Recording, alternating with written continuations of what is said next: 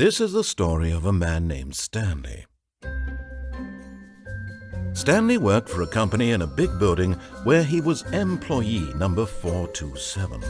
Employee number 427's job was simple. He sat at his desk in room 427 and he pushed buttons on a keyboard. Orders came to him through a monitor on his desk, telling him what buttons to push, how long to push them, and in what order. This is what employee 427 did every day of every month of every year.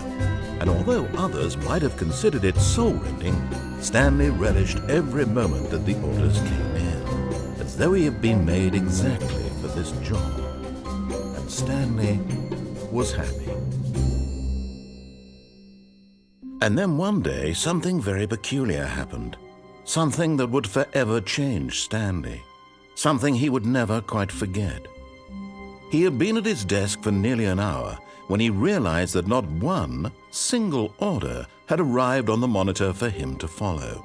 No one had showed up to give him instructions, call a meeting, or even say hi. Never in all his years at the company had this happened, this complete isolation. Something was very clearly wrong. Shocked, frozen solid, Stanley found himself unable to move for the longest time. But as he came to his wits and regained his senses, he got up from his desk and stepped out of his office.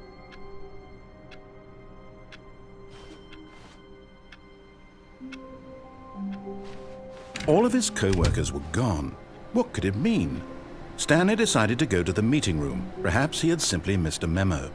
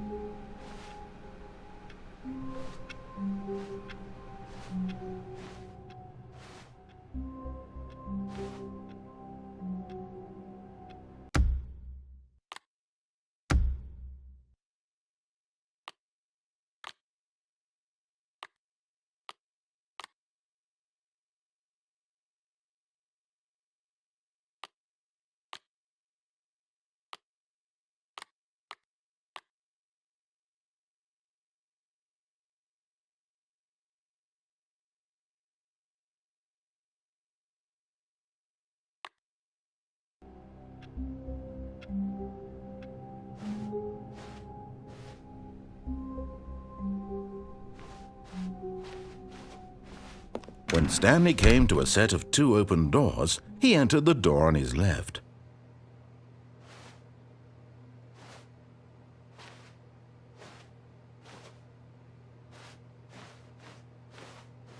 This was not the correct way to the meeting room, and Stanley knew it perfectly well.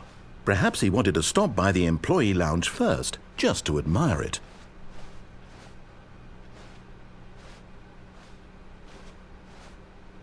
The lounge was sublime, a work of art. What was it about this room that called so deeply and so personally to Stanley? Its grace? Its subtle charm? No. Stanley knew it was something deeper, something darker.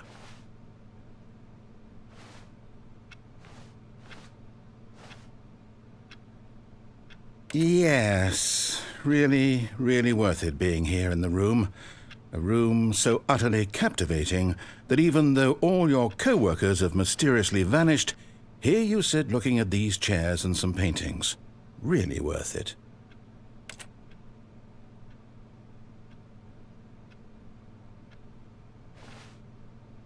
At this point, Stanley's obsession with this room bordered on creepy and reflected poorly on his overall personality. It's possible that this is why everyone left.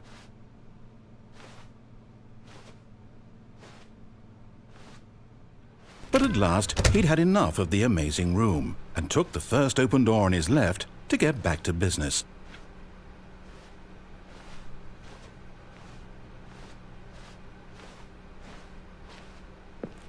Stanley was so bad at following directions, it's incredible he wasn't fired years ago.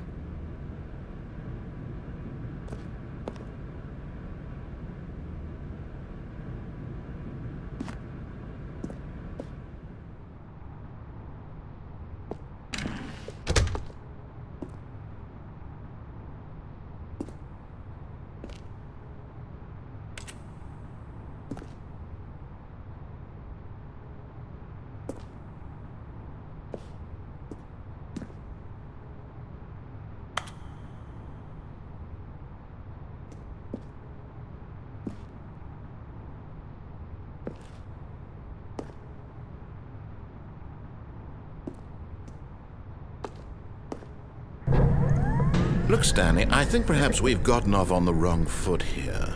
I'm not your enemy, really, I'm not. I realize that investing your trust in someone else can be difficult, but the fact is that the story is... What? Really? I was in the middle of something. Do you have zero consideration for others? Are you that convinced that I want something bad to happen to you? Why, I don't know how to convince you of this, but I really do want to help you, to show you something beautiful. Look, let me prove it. Let me prove that I'm on your side. Give me a chance.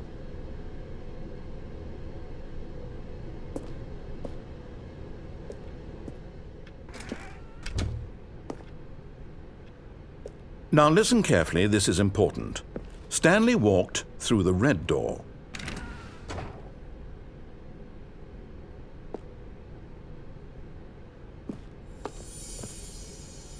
You're getting close now, Stanley. You've nearly gotten all of the Figler and Marines. Very soon, you'll collect the last one, and then the first number will equal the second number, and that will be it.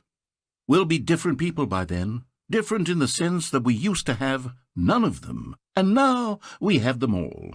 You can't go back to when you had no Figler and Marines. None of us can.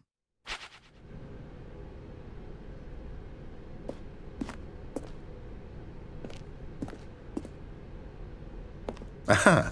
Perhaps you misunderstood. Stanley walked through the red door. Oh, thank God you are willing to listen to me. Do you see that I really have wanted you to be happy all this time? The problem is all these choices. The two of us always trying to get somewhere that isn't here. Running and running and running, just the way you're doing right now. Don't you see that it's killing us, Stanley? I want it to stop. We would both be so much happier if we just stopped. And I think I have a solution. Here, let me show you.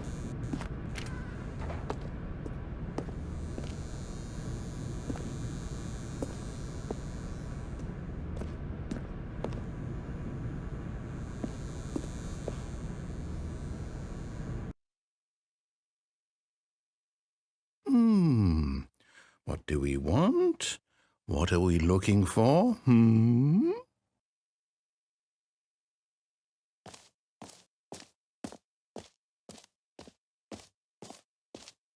Here. Yes. Oh, it's beautiful, isn't it? If we just stay right here, right in this moment with this place, Stanley, I think I feel happy. I actually feel happy.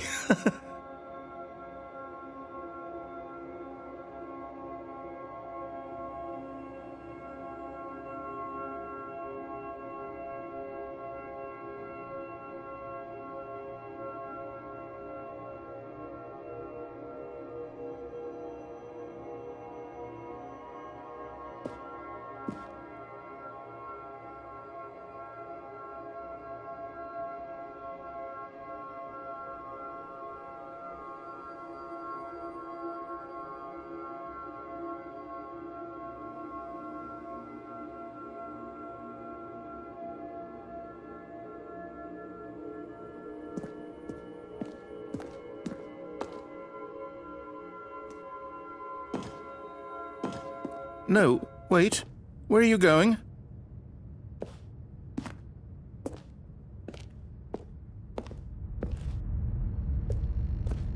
Oh, no. Stay away from those stairs. If you hurt yourself, if you die, the game will reset. We'll lose all of this.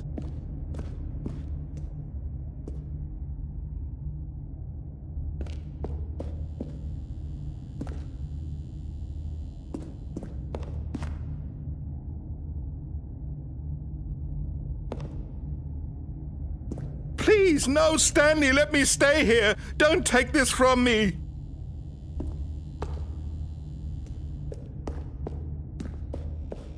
Please, Stanley, think about what you're doing.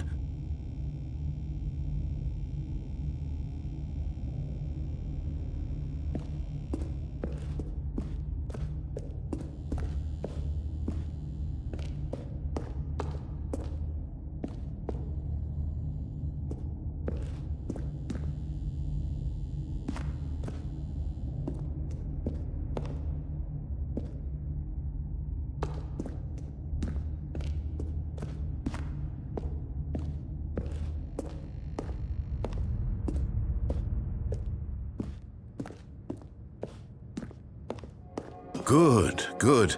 We can't be too safe. Promise me you won't go back there, hmm? Just stay here.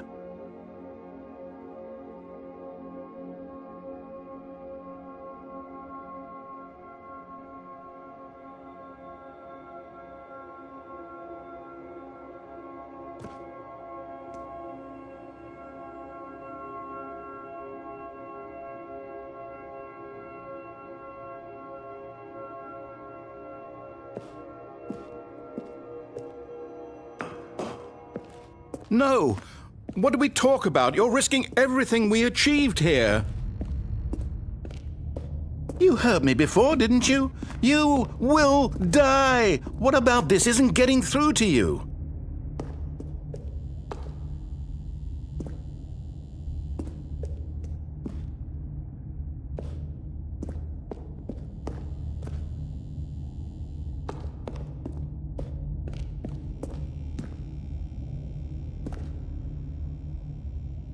No! Oh, thank God you lived. You had me worried there for a moment. Now, can we please get back to the other room?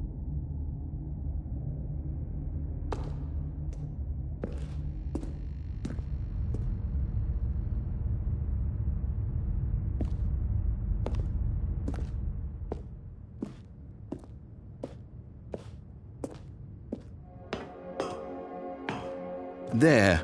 See? This is what you want. This is where we can both be happy. We really can. If we stop moving, we just have to stop moving.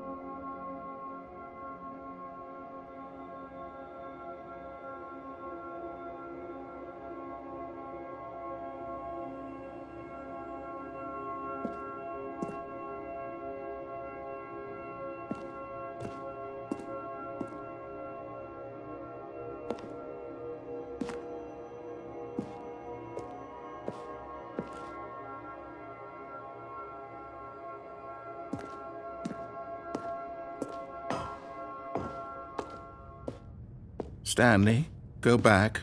There's nothing good that can come from this.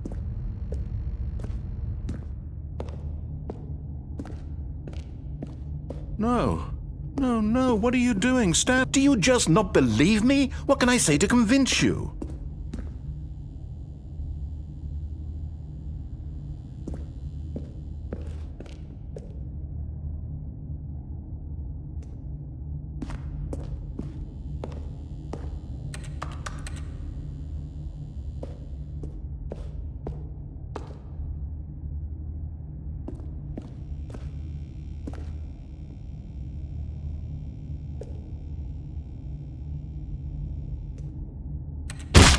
Stanley, let's go back to the other room. Can you do that for me?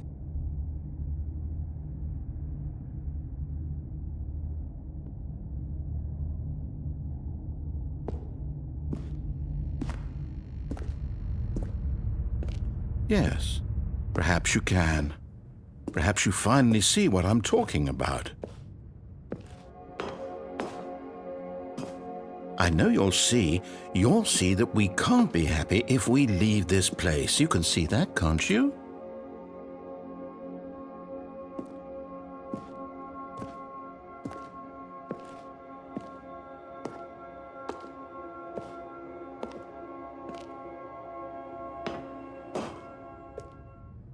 No, perhaps not.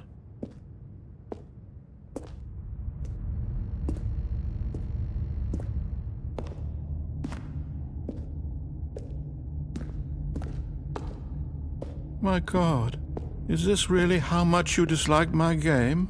That you'll throw yourself from this platform over and over to be rid of it? You are literally willing to kill yourself to keep me from being happy. Am I reading the situation correctly?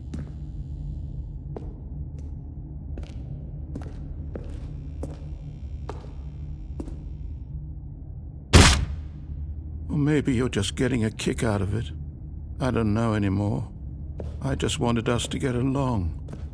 But I guess that was too much to ask. It looks like you wanted to make a choice after all. Well, this one is yours.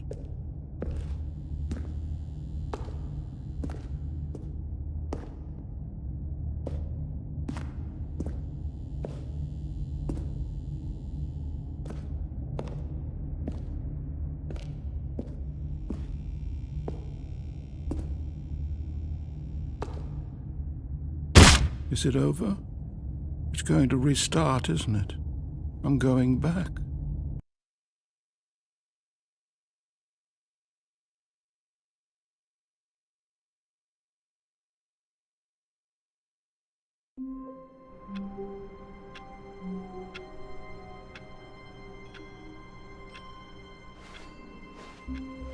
Wait, Stanley thought to himself.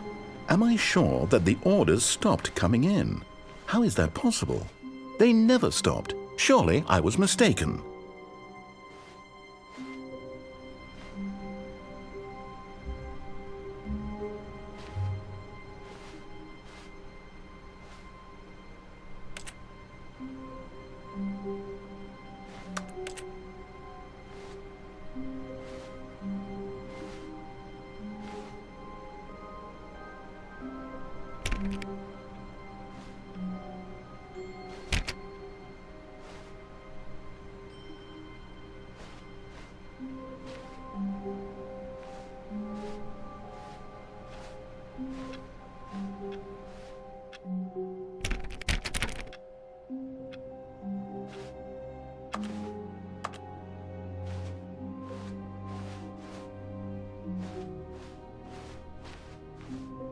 When Stanley came to a set of 2 open doors, he entered the door on his left.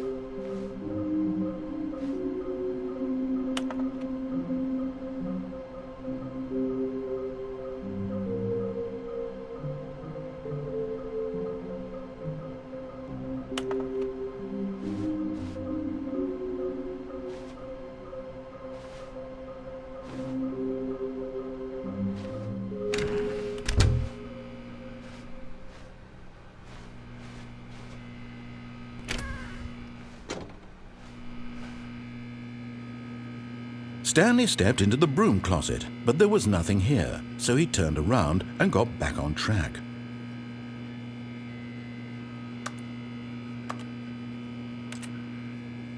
There was nothing here, no choice to make, no path to follow, just an empty broom closet. No reason to still be here.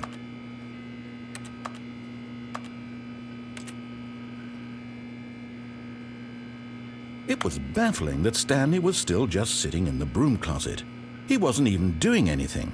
At least if there was something to interact with, he'd be justified in some way. As it is, he's literally just standing there doing sweet FA.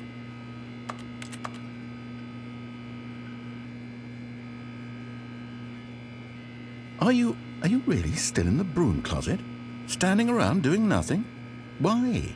Please offer me some explanation here. I'm genuinely confused.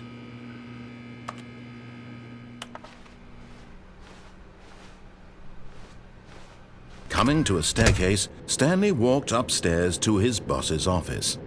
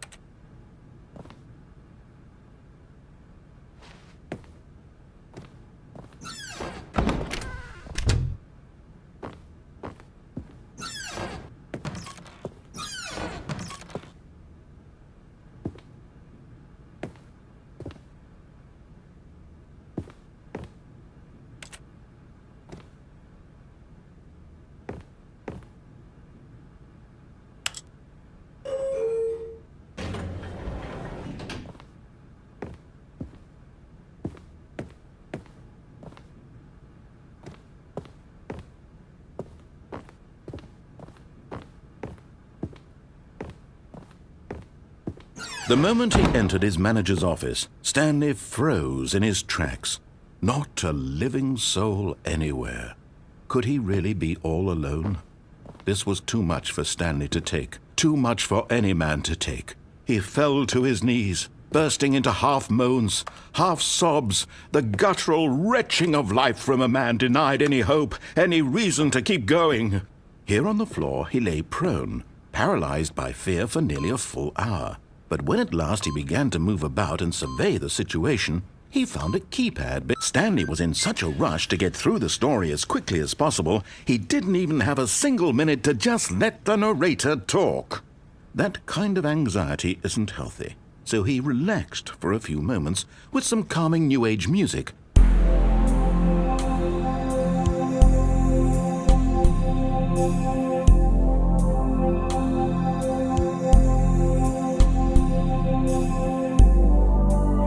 Feeling soothed and rejuvenated, Stanley calmly walked forward into the opened passageway.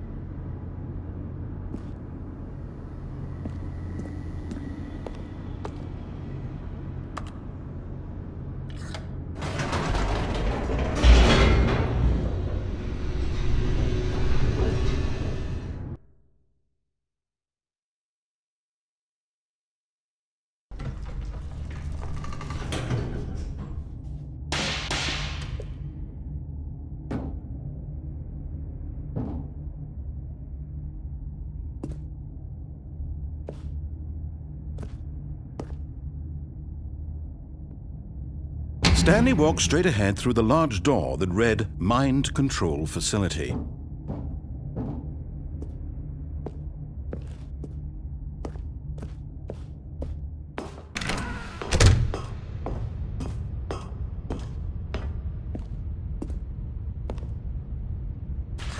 The lights rose on an enormous room packed with television screens. What horrible secret did this place hold? Stanley thought to himself. Did he have the strength to find out?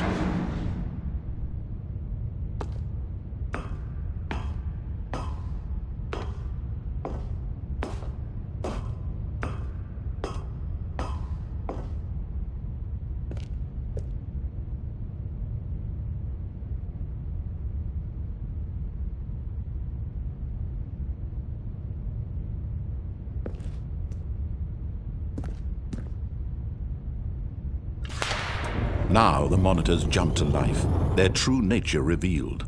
Each bore the number of an employee in the building, Stanley's co-workers. The lives of so many individuals reduced to images on a screen, and Stanley, one of them, eternally monitored in this place where freedom meant nothing.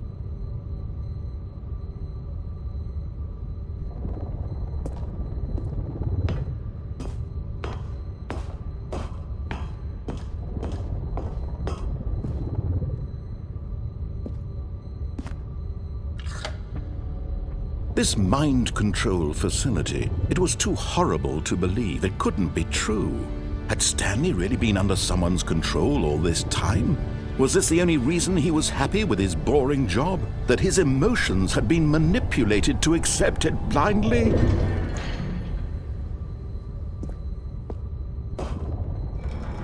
No, he refused to believe it. He couldn't accept it. His own life in someone else's control? Never! It was unthinkable. Wasn't it? Was it even possible? Had he truly spent his entire life utterly blind to the world?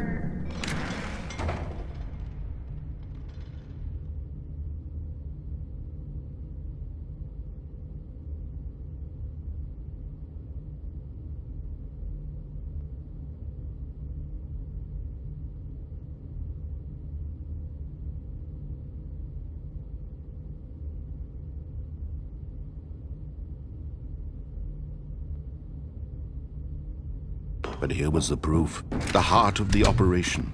Controls labeled with emotions, happy or sad or content. Walking, eating, working, all of it monitored and commanded from this very place. And as the cold reality of his past began to sink in, Stanley decided that this machinery would never again exert its terrible power over another human life. For he would dismantle the controls once and for all.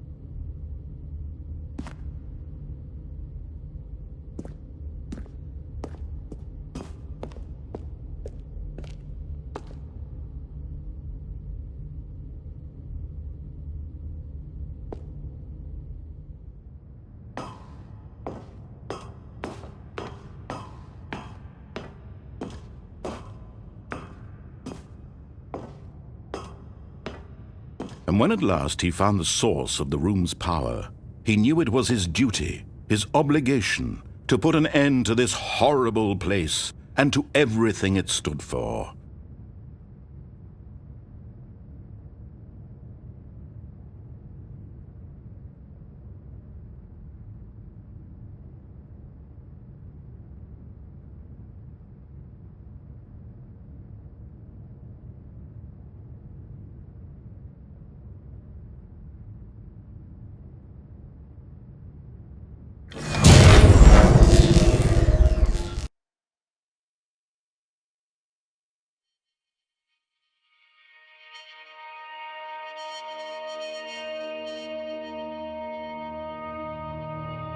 blackness and a rising chill of uncertainty.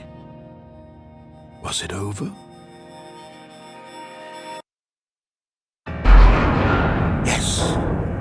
He had won! He had defeated the machine, unshackled himself from someone else's command. Freedom was mere moments away. And yet, even as the immense door slowly opened, Stanley reflected on how many puzzles still lay unsolved. Where had his co-workers gone? How had he been freed from the machine's grasp? What other mysteries did this strange building hold? But as sunlight streamed into the chamber, he realized none of this mattered to him, for it was not knowledge or even power that he had been seeking, but happiness. Perhaps his goal had not been to understand, but to let go. No longer would anyone tell him where to go, what to do, or how to feel. Whatever life he lives, it will be his. And that was all he needed to know. It was perhaps the only thing worth knowing. Stanley stepped through the open door. Stanley felt the cool breeze upon his skin, the feeling of liberation, the immense possibility of the new path before him. This was exactly the way, right now, that things were meant to happen. And Stanley was happy.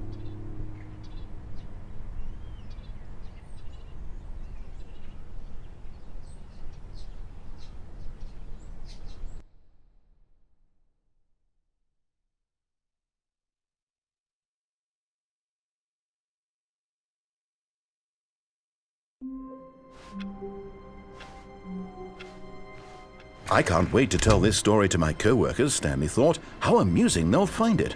Oh, won't we all just laugh and laugh at the time I thought everyone had gone missing.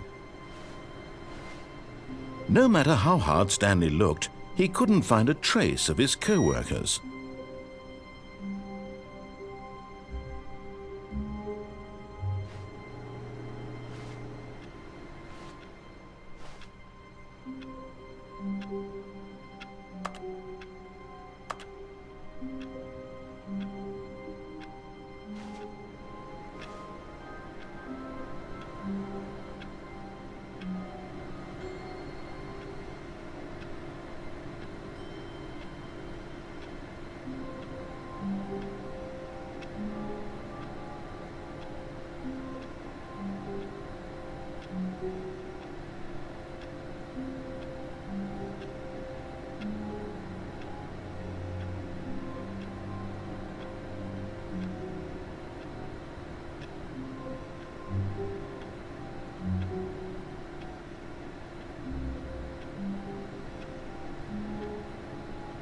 Stanley went around touching every little thing in the office, but it didn't make a single difference, nor did it advance the story in any way.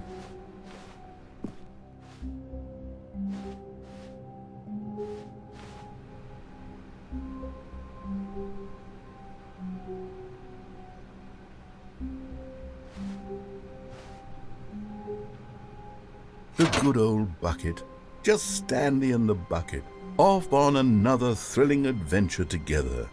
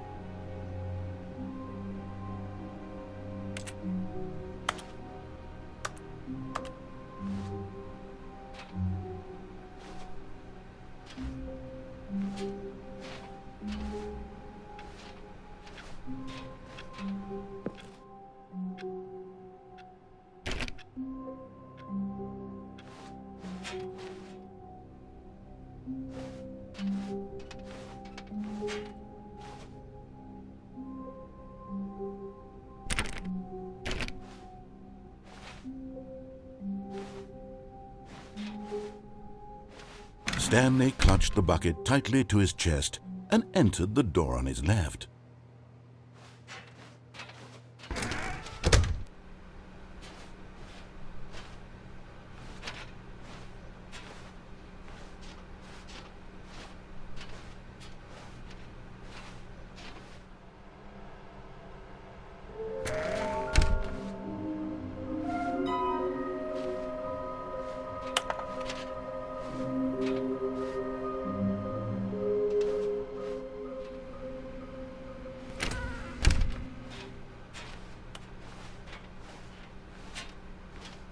Coming to a staircase, Stanley and the bucket walked upstairs to the boss's office.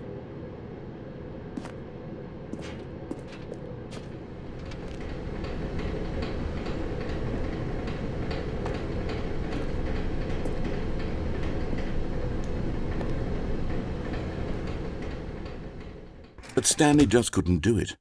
He considered the possibility of facing his boss, admitting he had left his post during work hours. He might be fired for that. And in such a competitive economy, why had he taken that risk? All because he believed everyone had vanished? His boss would think he was crazy. And then something occurred to Stanley.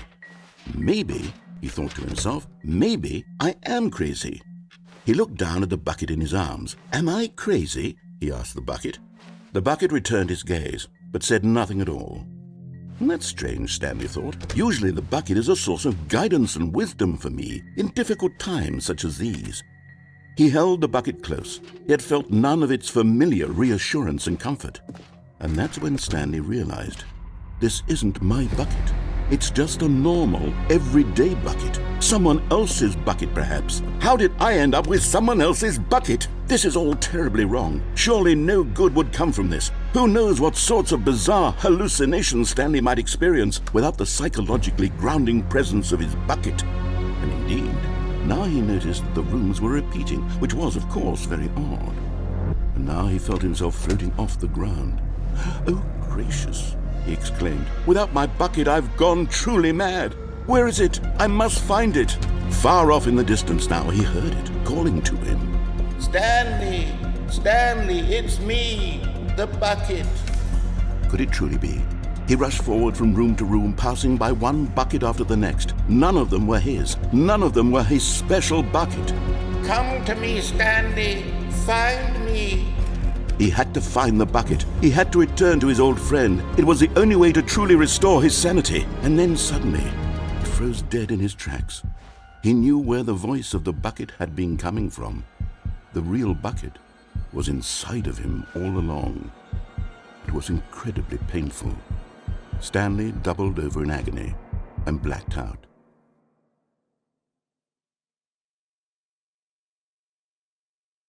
This is the story of a woman named Mariella. Mariella woke up on a day like any other. She arose, got dressed, picked up her bucket of comfort and security, and walked to her place of work. But on this particular day, her walk was interrupted by the body of a man who had stumbled through town, talking and screaming to himself, and then collapsed dead on the sidewalk. Right away, she knew what the problem was. This man had no bucket. Of course he'd gone mad, ranting and raving about a narrator describing all of his actions and how everything is predetermined and free will is an illusion and it's all just a video game. It could all have been prevented if only he'd taken his bucket with him. Perhaps he didn't even realize he'd forgotten his bucket at home in the first place. How cruel the world can be, Mariella thought, and she hugged her own bucket even tighter. But of course, she had no time for this. There were a myriad of confusing problems she would soon have to confront at work, for which her bucket would provide absolute guidance and total clarity on everything. Heck yes, she thought to herself, my life kicks ass. And she backflipped all the way to work.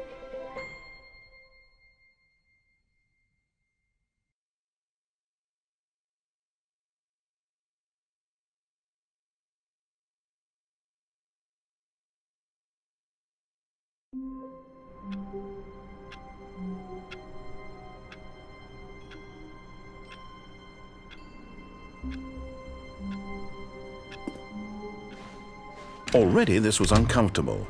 And Stanley decided that as soon as he found a new space he felt safe in, that he would never leave it again in his life.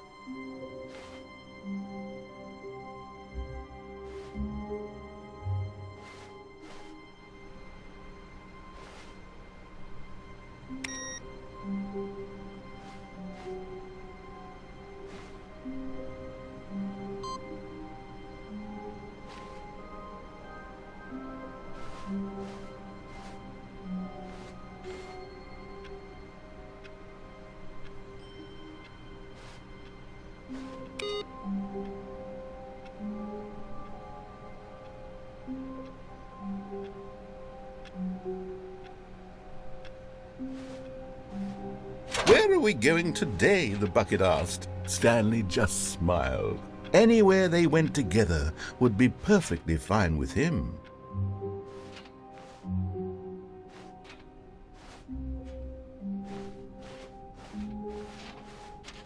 Stanley clutched the bucket tightly to his chest and entered the door on his left.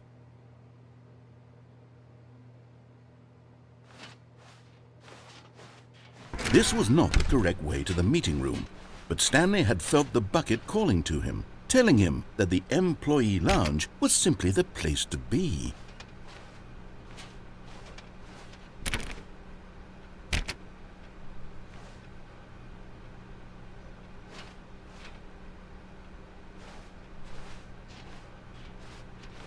And here it was. Had the bucket turned out to be correct? Was this better than the meeting room?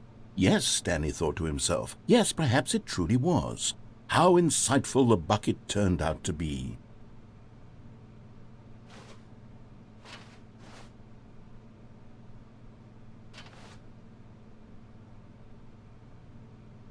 Truly, being here with the bucket was a grand adventure. Stanley reflected on all they'd been through together. No, never mind. The bucket was wrong. Stanley took the door on his left to go back to the meeting room.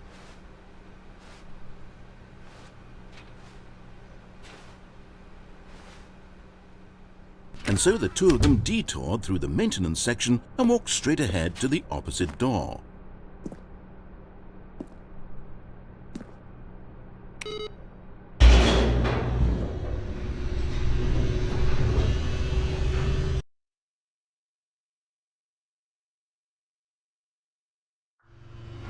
Oh, good, Stanley. I'm glad you found your way here. I knew you'd find this place eventually.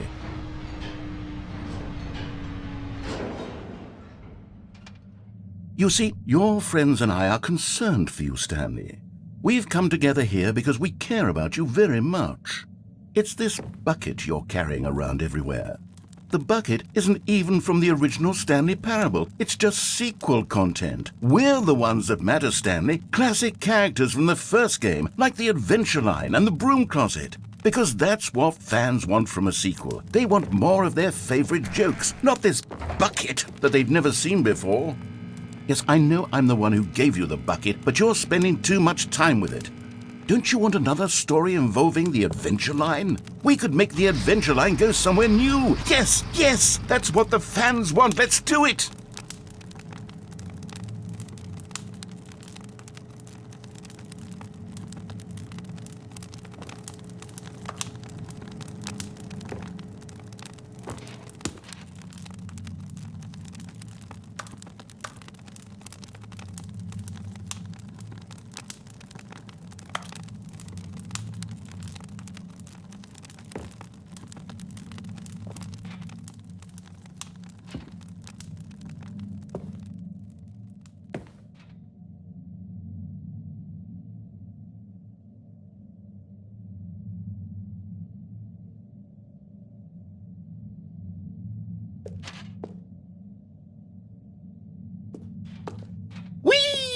Look at that wacky line. Who knows where it'll go off to next? Oh, and it played some silly music as well.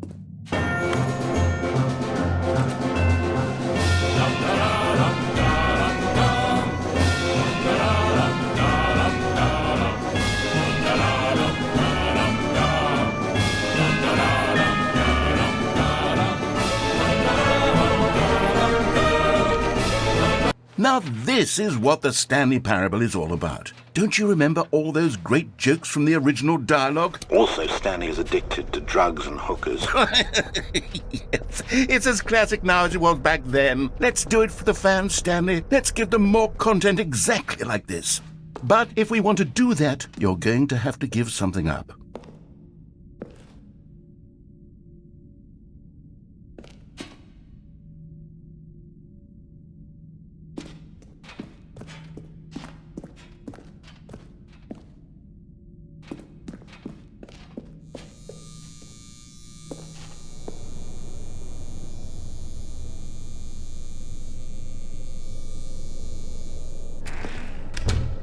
Don't you get it, Stanley? We need to get rid of the bucket. That's why I'm very proud to introduce a brand new character. This is the Bucket Destroyer. I think it'll make a wonderful new addition to the rich lore of the Stanley Parable. True, it also was not in the original game, but it's such a well-fleshed-out character with so much personality that to me it already feels as though it's been part of the cast all along. Don't you agree? Can you guess what the Bucket Destroyer does?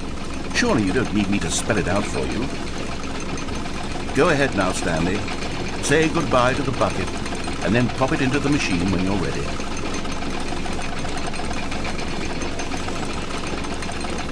Now listen to me. It's crucial that you give it the bucket.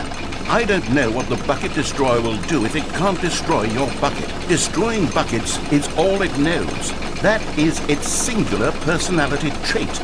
Sure, I can hear you saying, how does a character with only one personality trait deserve to join the pantheon of beloved Stanley Parable characters? Well, you see, if you were to really explore the Bucket Destroyer, you would see that its desire to crush buckets is so densely loaded with complexity and nuance that it's really like 10 personality traits. What other object in this game can you even say that about? The broom closet? Certainly not. I wonder what sort of Bucket Destroyer merchandise the fans will be clamoring for after this. Okay, the Bucket Destroyer is getting very upset now. You'll have to hurry and feed it. We can't get back to the classic Stanley Parable characters like the Adventure Line or the Bucket Destroyer until you crush that damn bucket. Quickly now, the fans are waiting. Do it, the fans, Stanley. Give the fans what they want. Hurry and...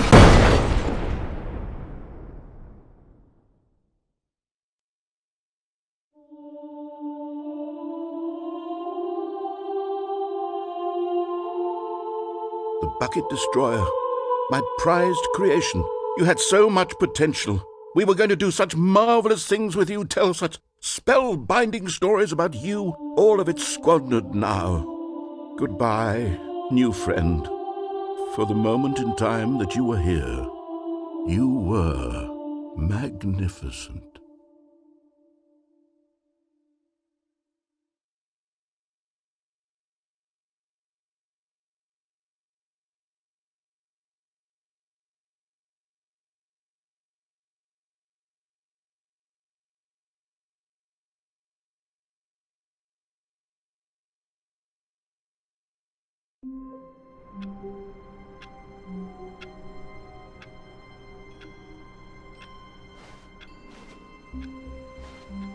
All of his co-workers were...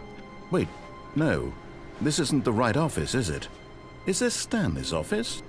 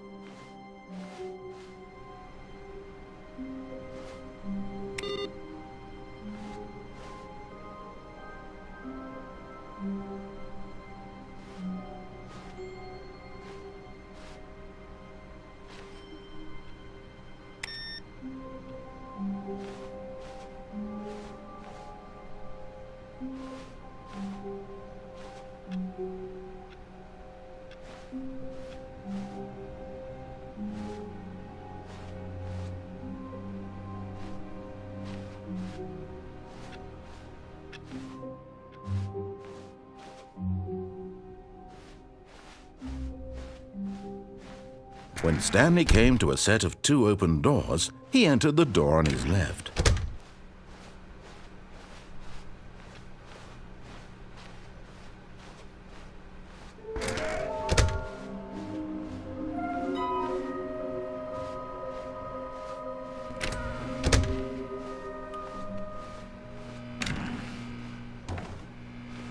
no. Oh, no, no, no, no, no, no, no, no, no, no, not again. I won't be part of this. I'm not going to encourage you. I'm not going to say anything at all.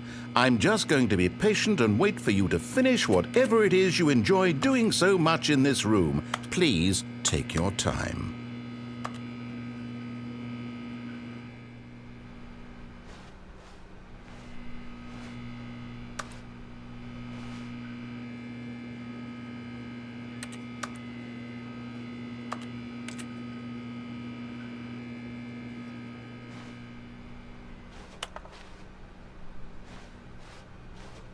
Coming to a staircase, Stanley walked upstairs to his boss's office.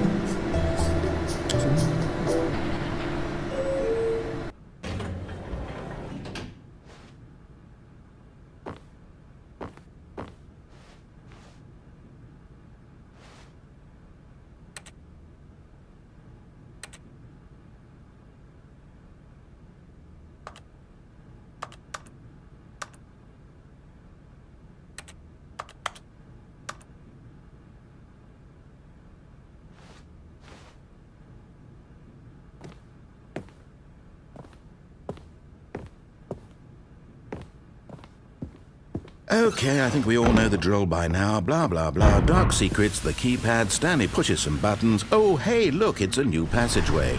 Quelle surprise.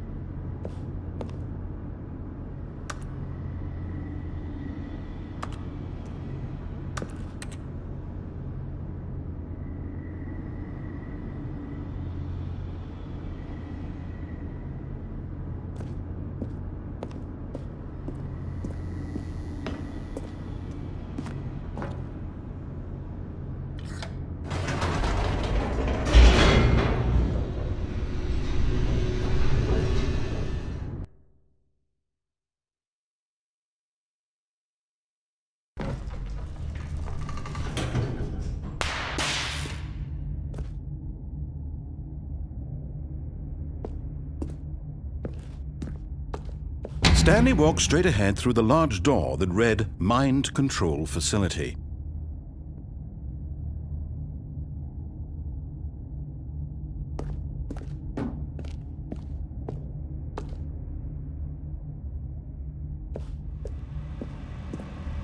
Although this passageway had the word escape written on it, the truth was that at the end of this hall, Stanley would meet his violent death.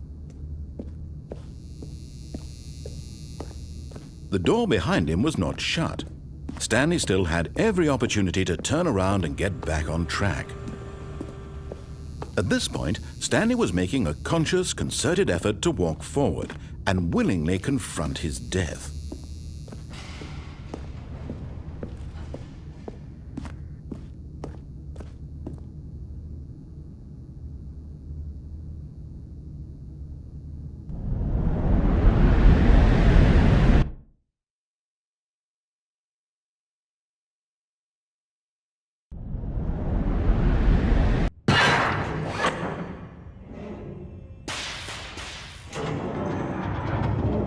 As the machine whirred into motion and Stanley was inched closer and closer to his demise, he reflected that his life had been of no consequence whatsoever.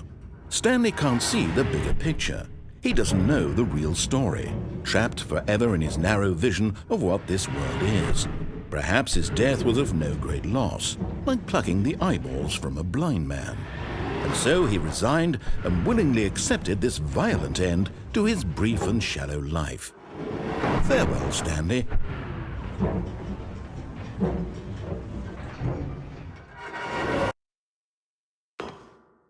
"Farewell, Stanley," cried the narrator, as Stanley was led helplessly into the enormous metal jaws. In a single visceral instant, Stanley was obliterated as the machine crushed every bone in his body, killing him instantly.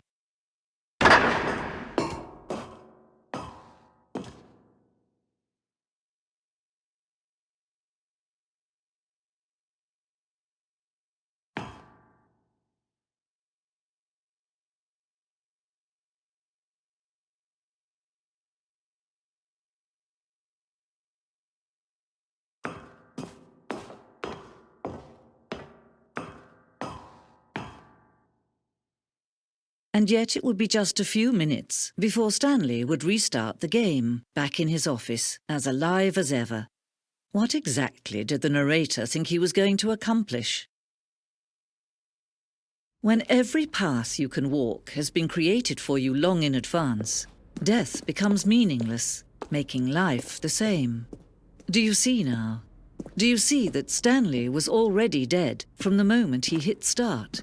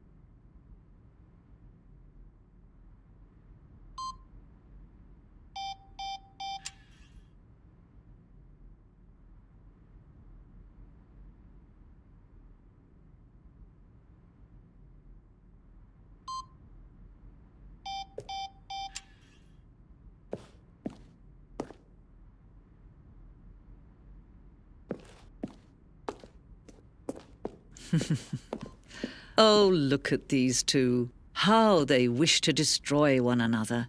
How they wish to control one another. How they both wish to be free. Can you see? Can you see how much they need one another? No, perhaps not. Sometimes these things cannot be seen. But listen to me. You can still save these two. You can stop the program before they both fail. Turn off your Xbox. There's no other way to beat this game. As long as you move forward, you'll be walking someone else's path. Stop now and it'll be your only true choice. Whatever you do, choose it. Don't let time choose for you. Don't let...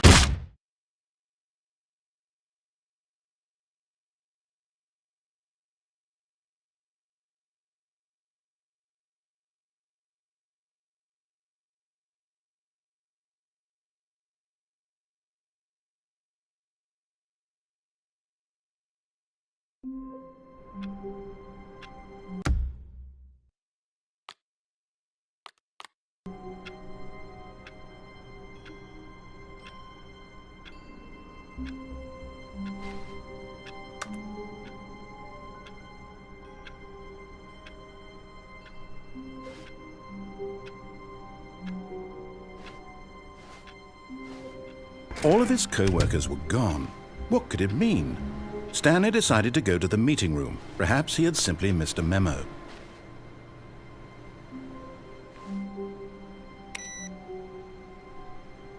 No matter how hard Stanley looked, he couldn't find a trace of his co-workers.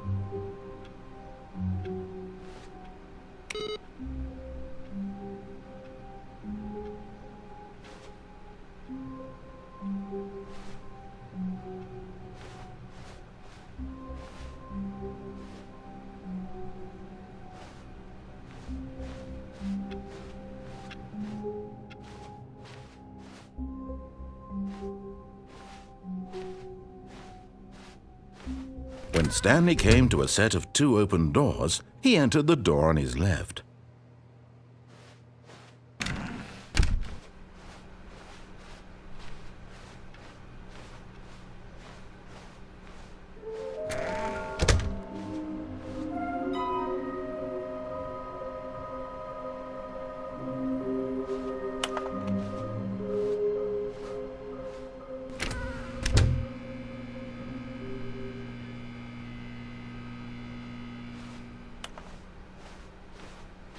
Coming to a staircase, Stanley walked upstairs to his boss's office.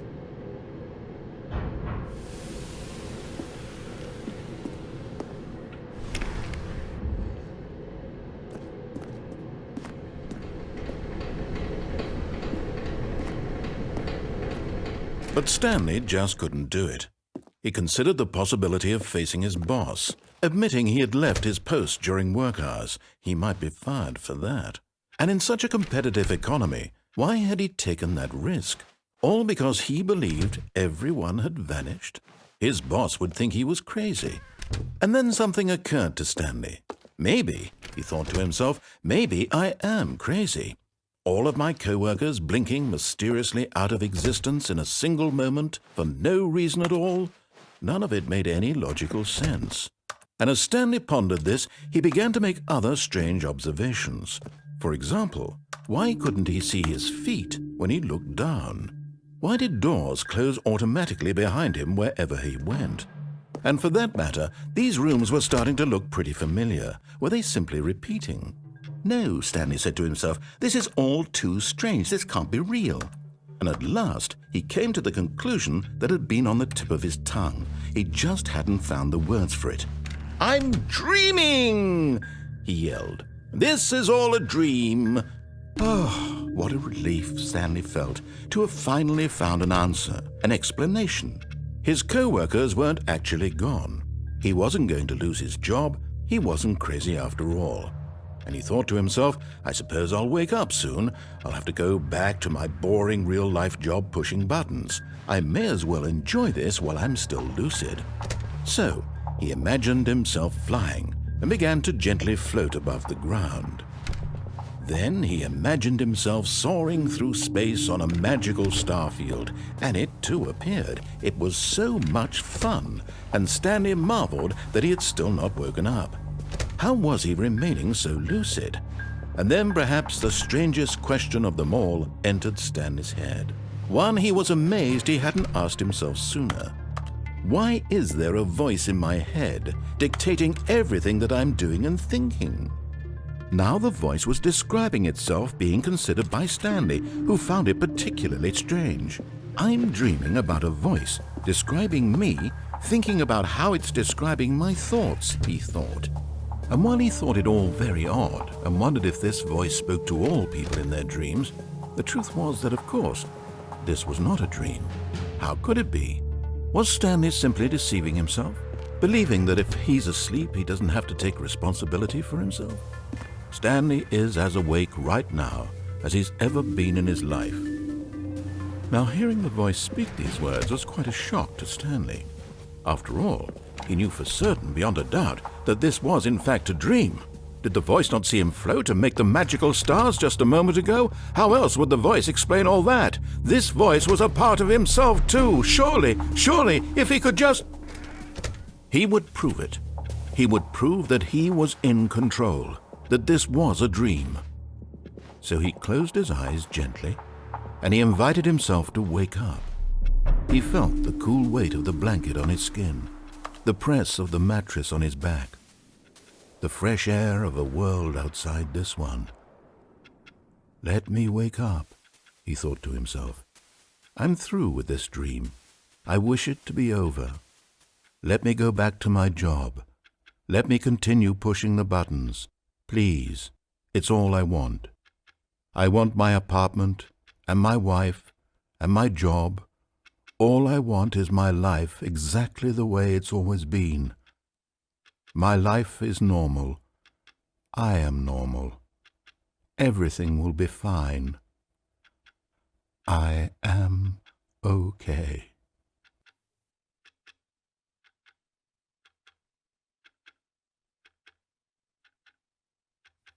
Stanley began screaming. Please, someone, wake me up. My name is Stanley. I have a boss. I have an office. I am real. Please, just someone tell me I am real. I must be real. I must be. Can anyone hear my voice? Who am I? Who am I? And everything went black.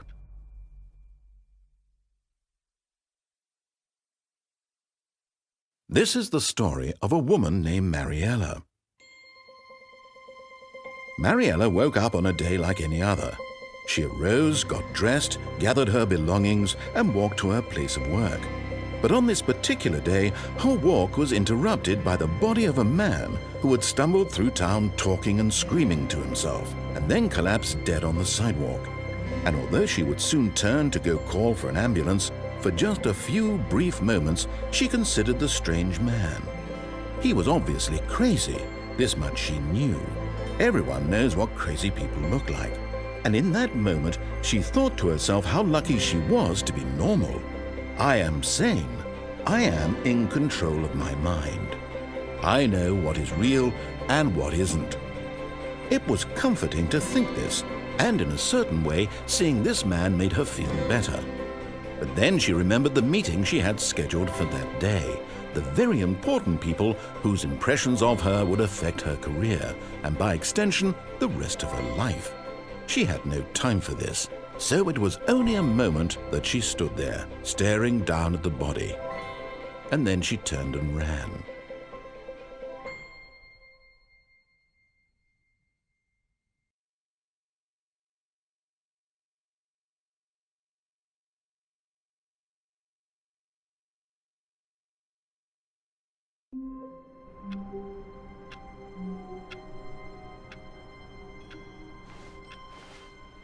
All of his co-workers were gone.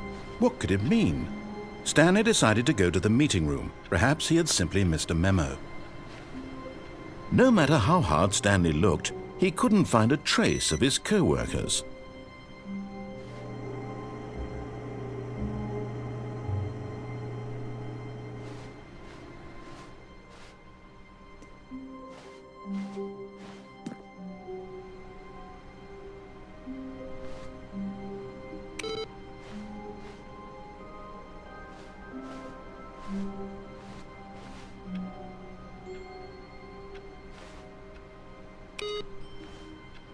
A good bucket, a strong bucket, a humble bucket, a committed bucket, a bucket of culture and distinction.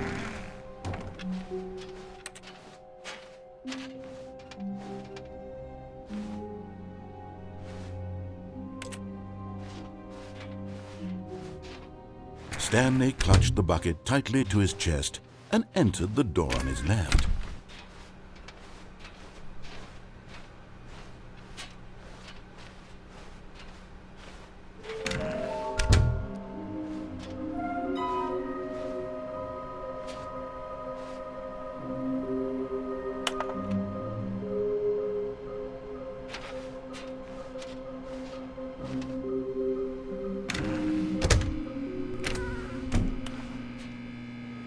Oh, Stanley, can you feel it? The broom closet. It wants the bucket. You can feel that, can't you? The aura of jealousy. It's as clear as day. This broom closet believes it deserves the bucket. I can really feel it now. It's a bucket. It belongs in a broom closet. That's what the broom closet is trying to say here. It's supposed to go with the other cleaning supplies. Good for you, Stanley. Don't give in. Don't hand over the bucket. I know how hard it must be, given the pressure that the broom closet is putting on your shoulders right now, but you have to be strong. This is your bucket. This is your companion and lifelong friend. You can't hand it over. Oh, no.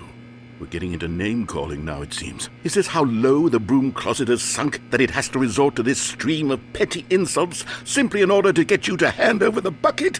Stanley, I never liked this broom closet for a variety of reasons, but even this is worse than I had imagined. And wait. Now the broom closet has the gall to imply that you and the bucket are not truly deep and lasting friends? That your relationship is purely superficial and convenient? That your life is so banal and meaningless that you'd feel the same sort of kinship towards any inanimate object which happened to lay in your path in an even partially enticing manner? Well, I never! Go on, Stanley. Lay into it. Really tell the broom closet off for its demeaning comments. Expand on the wide variety of experiences you and the bucket have shared together. Go through each of them point by point. Share your journal entries detailing the rich emotional landscape of your feelings for the bucket as they have changed and evolved over the years. Let him have it.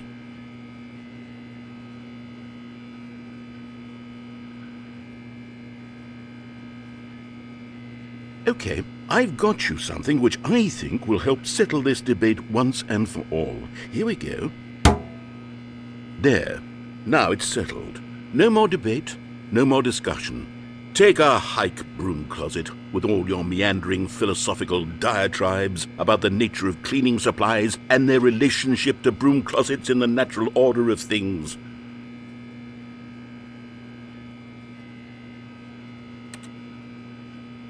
All right, I've got a second sticker back here, and I'm going to slap it on as well because I think it's appropriate. You see? I feel that it works because the sticker is also a bucket.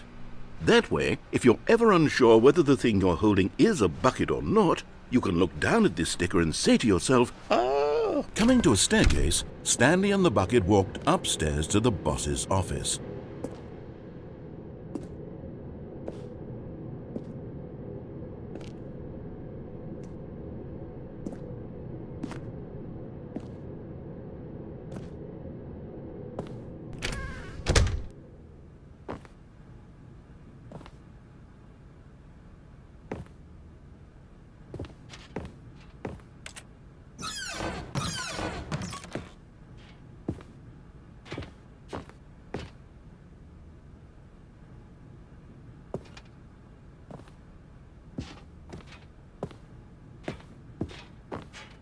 Stepping into his manager's office, Stanley was once again stunned to discover not an indication of any human life. Crushed by the weight of this revelation, Stanley may have broken down into an emotional dumpster fire if not for the soothing presence of the bucket. Even now, in his darkest of hours, did the bucket's warmth and guiding light pierce, but Stanley guessed the correct code by sheer luck. Was it that the bucket knew all along? Was the bucket guiding him? Yes, this is certainly the most logical explanation.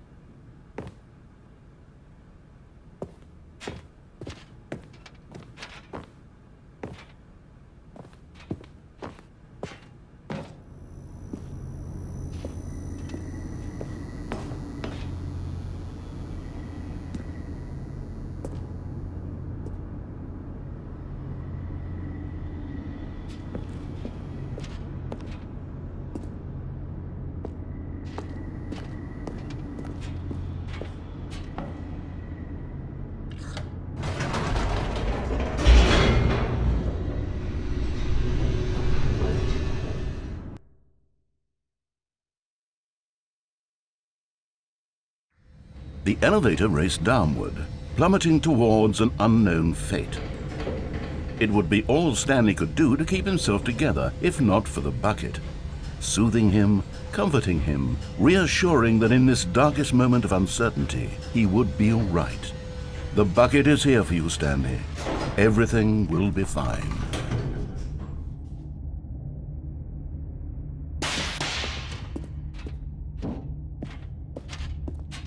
Stanley and the bucket walked straight ahead through the large door that read, Mind Control Facility.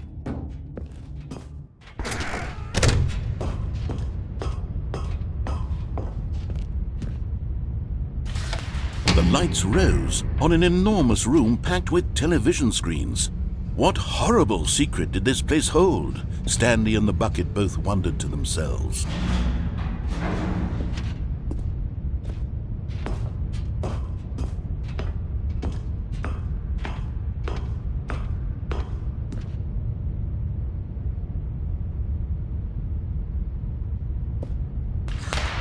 The monitors jumped to life, and Stanley nearly dropped the bucket in shock.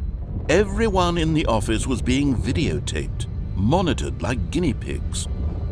The bucket had never seen anything like this, and it very nearly burst into tears as Stanley cradled it gently, reassuring it that everything would be fine.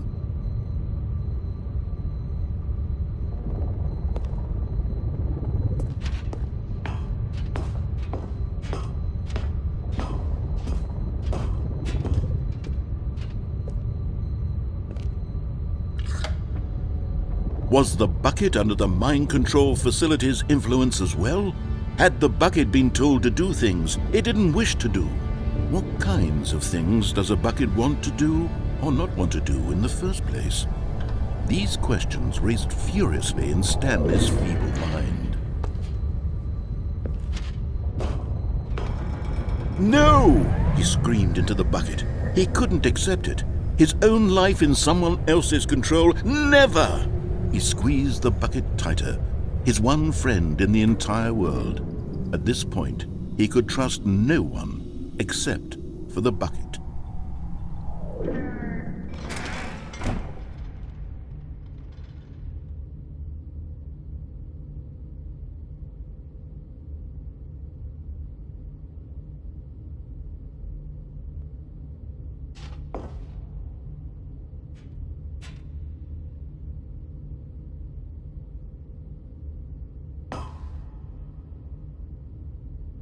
But here was the proof.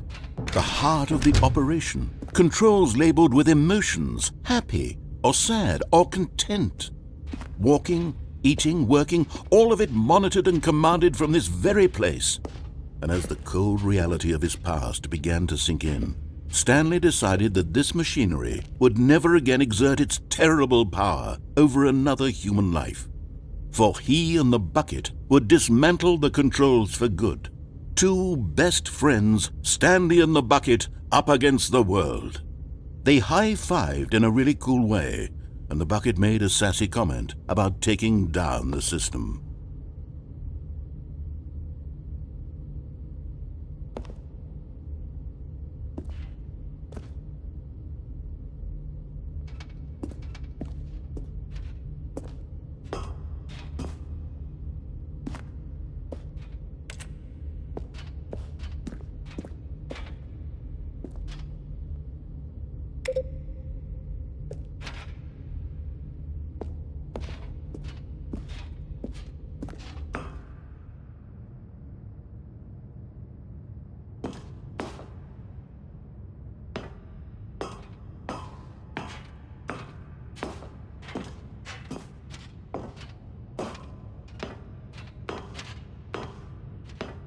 When at last they came to the source of the room's power, Stanley and the bucket knew it was their obligation to put an end to this horrible place and to everything it stood for.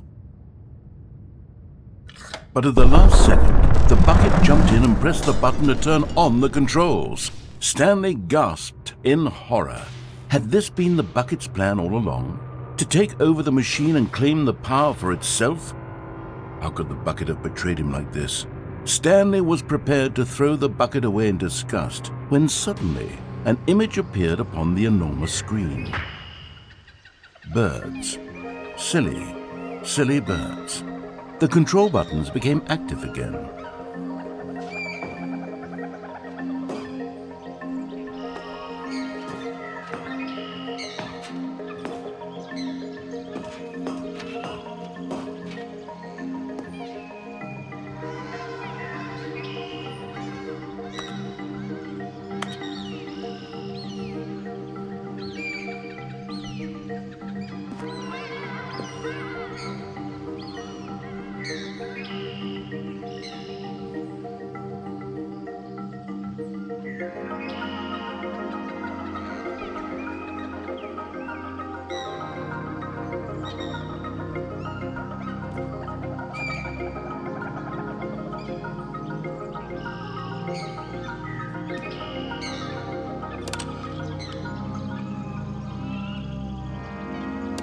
Stanley flipped through one video of silly birds after another, and then it dawned on him. This wasn't a mind control facility at all.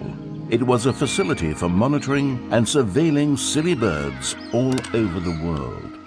The mind controls were only a facade to disguise its true intentions.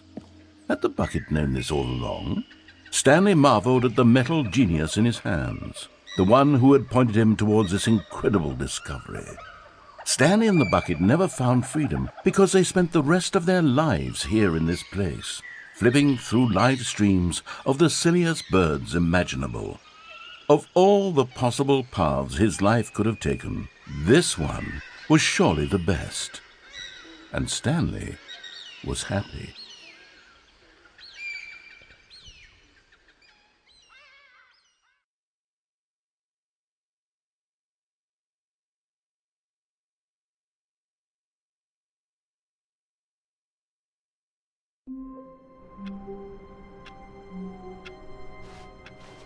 All of his co-workers were...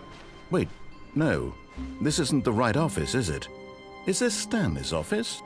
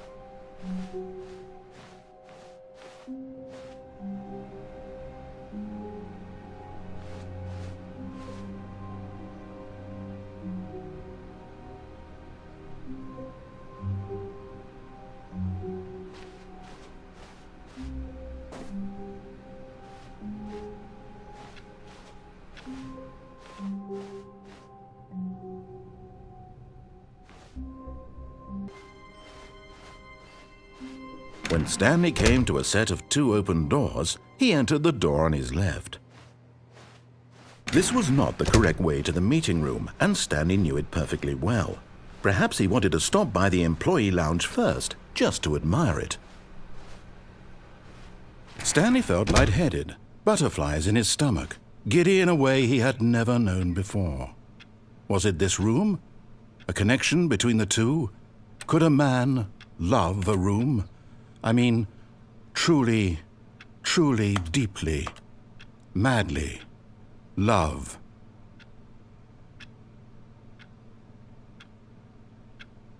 Yes, really, really worth it being here in the room.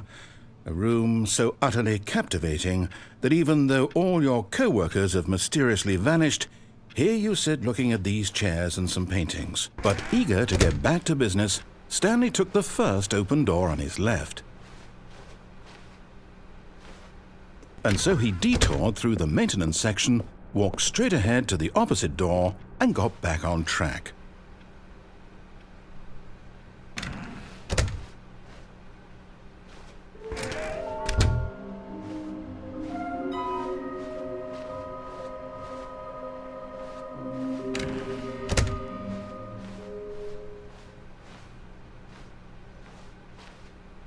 Coming to a staircase, Stanley walked upstairs to his boss's office.